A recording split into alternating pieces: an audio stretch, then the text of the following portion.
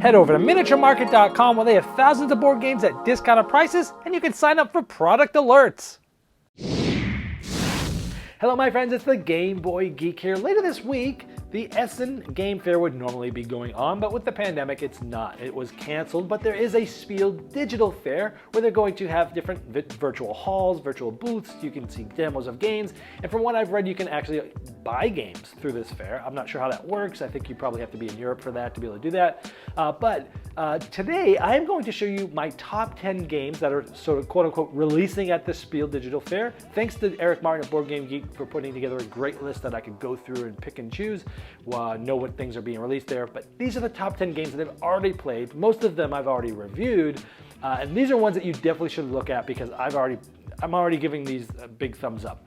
Now, I've also today released a top 10 most anticipated games that I haven't played yet but seem really cool at the Spiel Digital. Spiel Digital is October 22nd through 25th, which is a few days after I've released this video.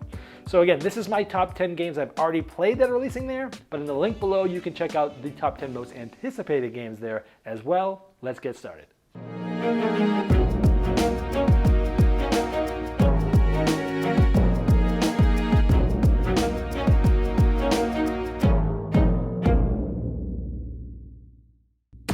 Number 10. All right, number 10 is Cloud City from Blue Orange Games. Now, this is a game where everyone is building their own city, but the cities are three-dimensional. Essentially, you have some cards, and from those cards, you are going to be placing specific types of buildings. I think there's green, blue, and sort of brownish, and they're like, water and forest or whatever.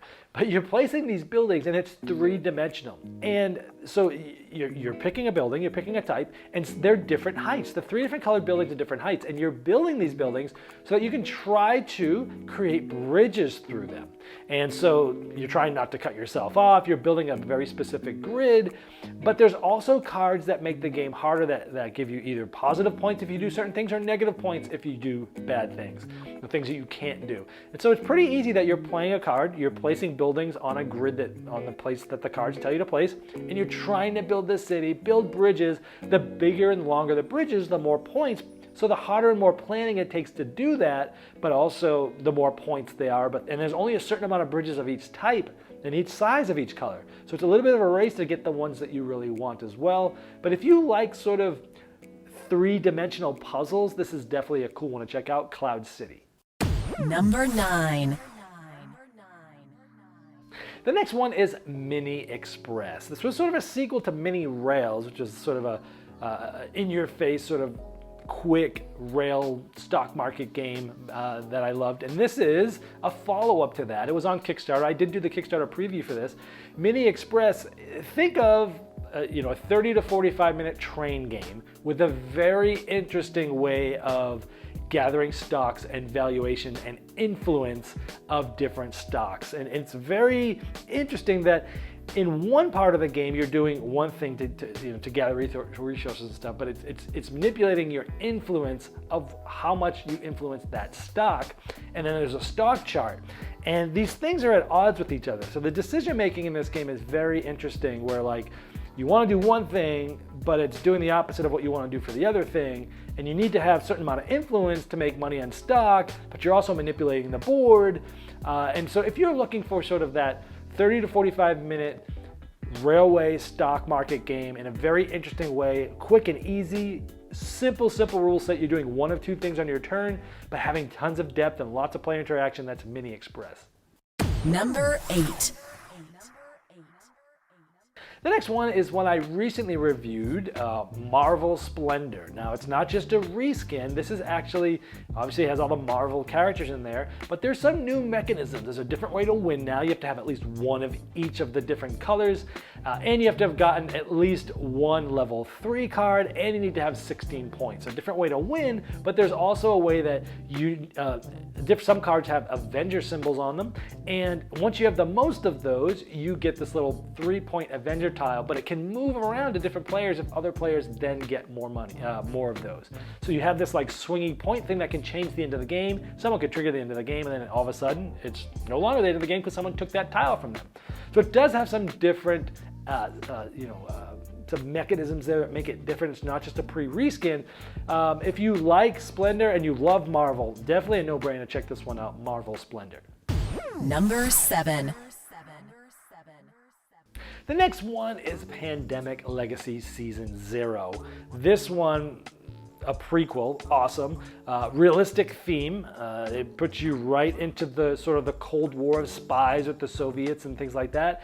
And you're going around and you're trying to create teams and these cool vans of teams that move around, and you're trying to complete specific objectives. Some of them use a deduction type of mechanism where you're trying to rule out which cities in a specific region aren't what we're looking for because we've already got cards of these. So you're deducing down, but you can kind of cut to the shortcut and figure out exactly where it is, but you've got to spend a lot of cards in order to do so. So just overall, they've changed the game of how it works quite a bit. The outbreaks no longer work anymore because now you're dealing with spies.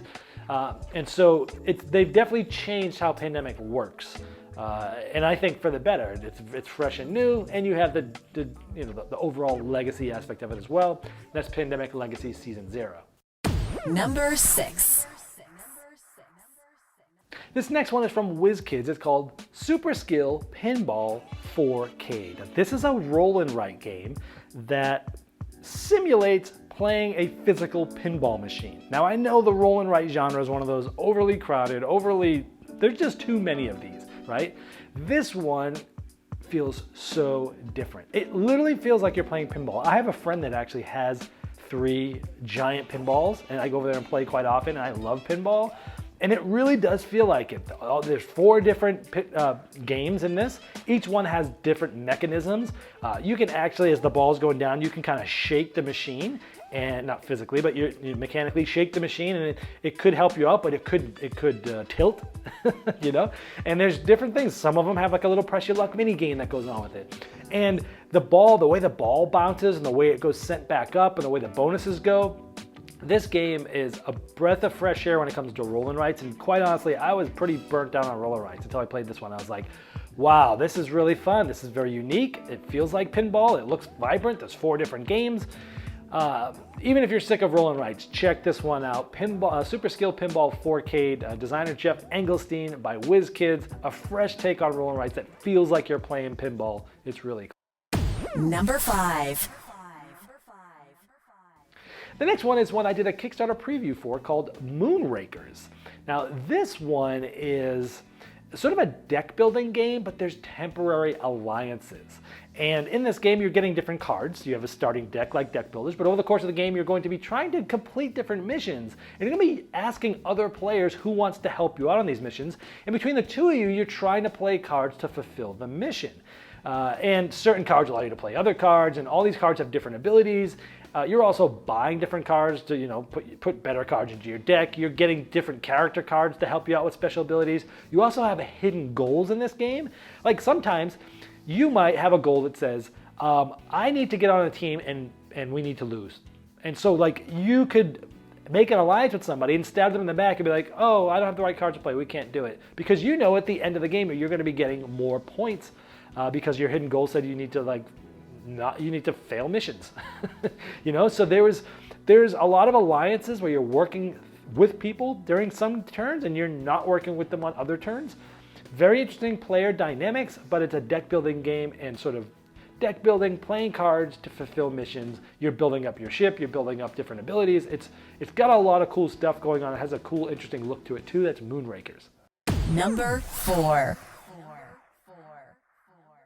The next one is Small World of Warcraft, and this is the Warcraft themed version of Small World from Days of Wonder.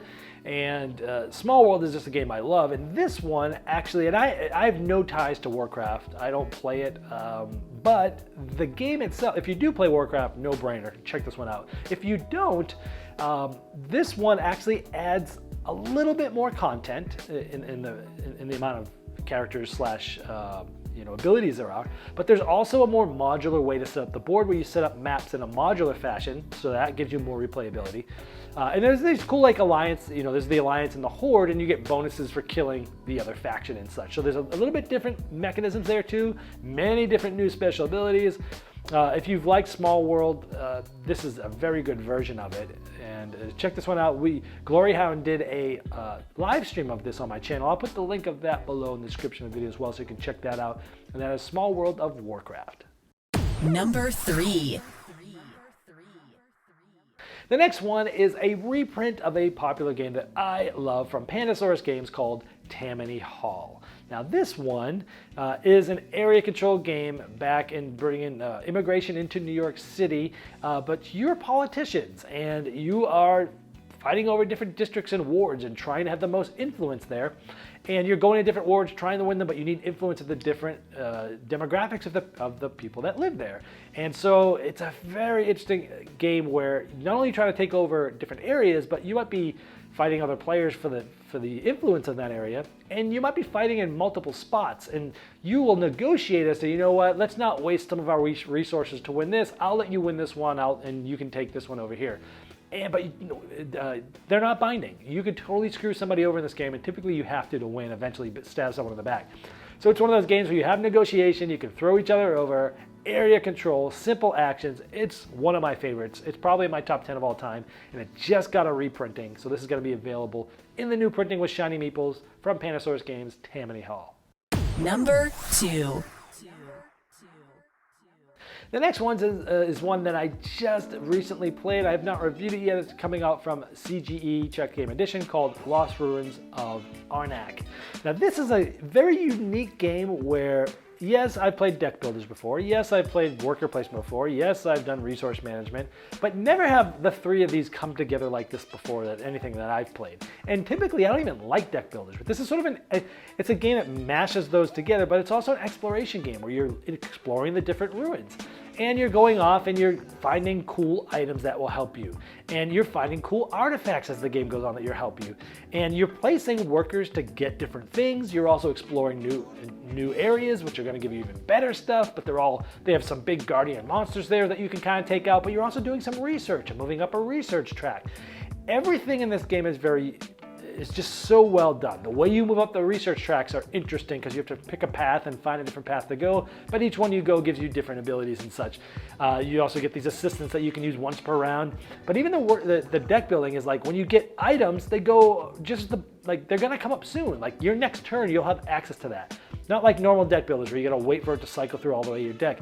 In artifacts, you get to use it immediately when you buy it, right? So it's like, it sped up the aspect of deck building and made that feel very fresh. And again, all these mechanisms work so well together, and the art looks awesome. It looks like that old Myst computer game that had great whimsical art. It looks great, it plays great, and it uses all these mechanisms in ways together that I've never seen before. Excellent game, The Lost Ruins of Arnac by CGE. Number 1. And the number one game that I've played that is going to be there for sale is Whistle Mountain from Bezier Games. Now this is a follow-up to Whistle Stop. Now it's a completely different standalone game. Whistle Stop was a pick up and deliver game where you're trying to find the most efficient matchup of different powers and upgrades and exploit that on others.